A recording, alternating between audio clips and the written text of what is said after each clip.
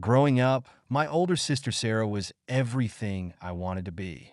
She was confident, beautiful, and effortlessly charismatic.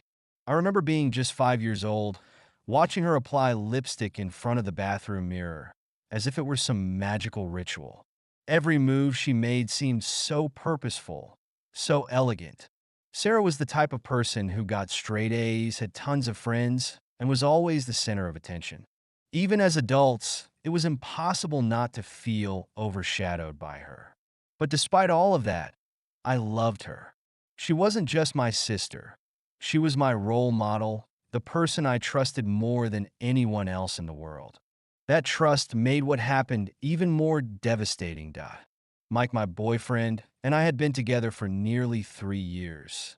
We met during our time in college, and things got serious pretty quickly. There was an instant connection between us, and before long, we moved in together into a cozy little apartment downtown. It wasn't glamorous by any means, but it was ours. Mike was the kind of guy who made you feel seen. He was attentive, always checking in with me, doing little things to show he cared. Because of that, I never once questioned his loyalty. I never doubted him for a second. That was until everything came crashing down last week. For a while, Mike had been acting distant. At first, I wrote it off as stress from his job. He was working longer hours, coming home late, tired and uninterested in talking. I tried to give him space, not wanting to seem insecure or clingy. But deep down, something felt off. There was a shift between us that I couldn't quite put my finger on. It was like he was slowly slipping away, but I refused to acknowledge it at the time. Then last week, everything changed. It started with a text message. Mike had left his phone on the kitchen counter while he ran to the store. I didn't usually check his phone because I trusted him completely. We weren't the kind of couple who felt the need to snoop on each other's devices. But something about that message pulled me in. It was as if my instincts were screaming at me to look. The message preview read, "Can't wait to see you again tonight, Red Heart." My heart stopped.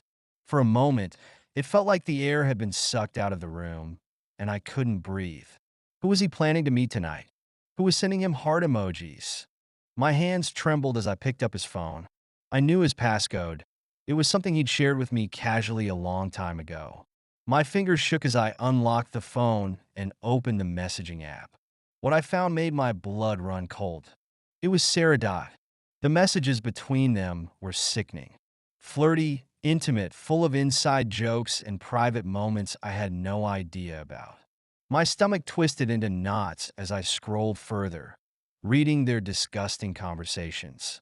They had been sneaking around behind my back for months. There were pictures too, nothing too explicit, but enough to make me sick.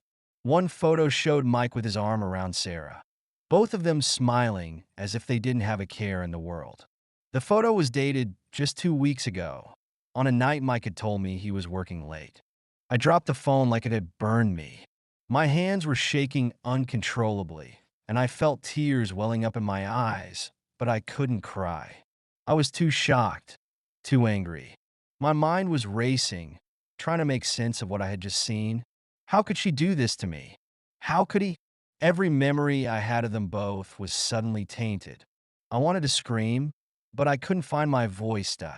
When Mike came home that night, I was sitting on the couch, still holding his phone, staring blankly at the wall. I didn't know how to confront him. I didn't know what to say. But the moment he walked through the door, the rage bubbling inside me couldn't be contained. "I know," I said, my voice low and trembling with anger.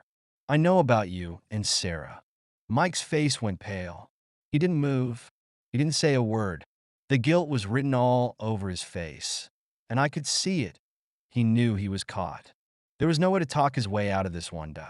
Finally, after what felt like an eternity, he stammered, "I can explain." "Explain what?" I snapped, my voice rising with every word. "Explain how you've been screwing my sister behind my back." "How long, Mike? How long has this been going on?" He didn't answer.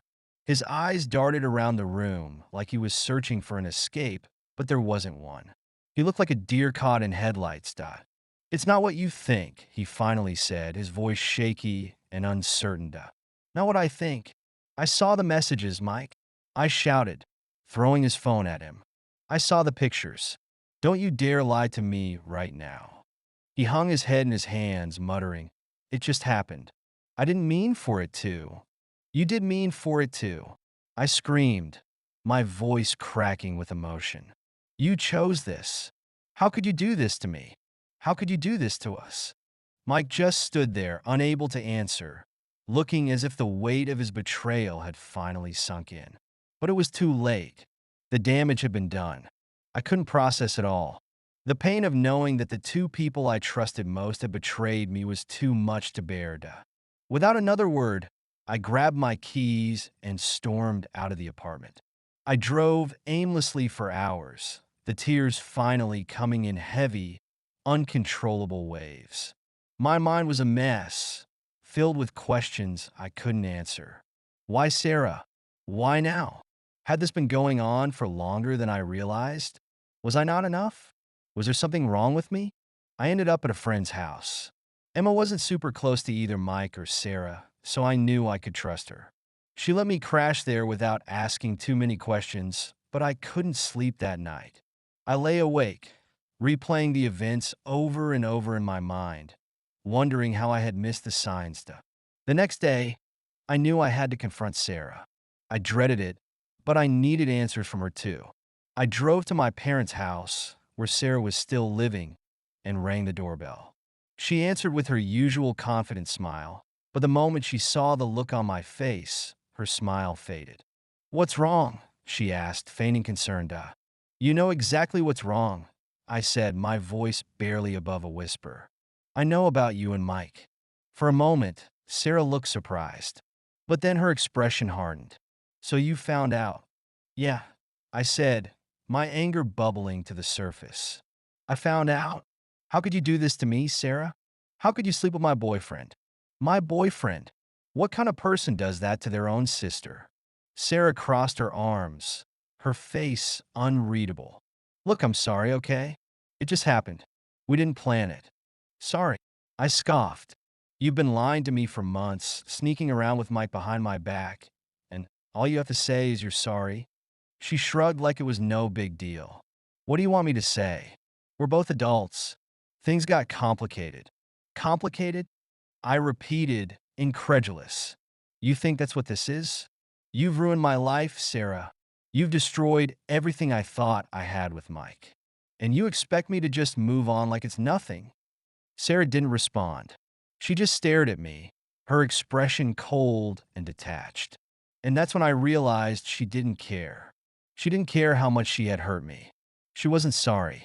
She was only thinking about herself. Without another word, I turned and walked away, feeling more alone than ever.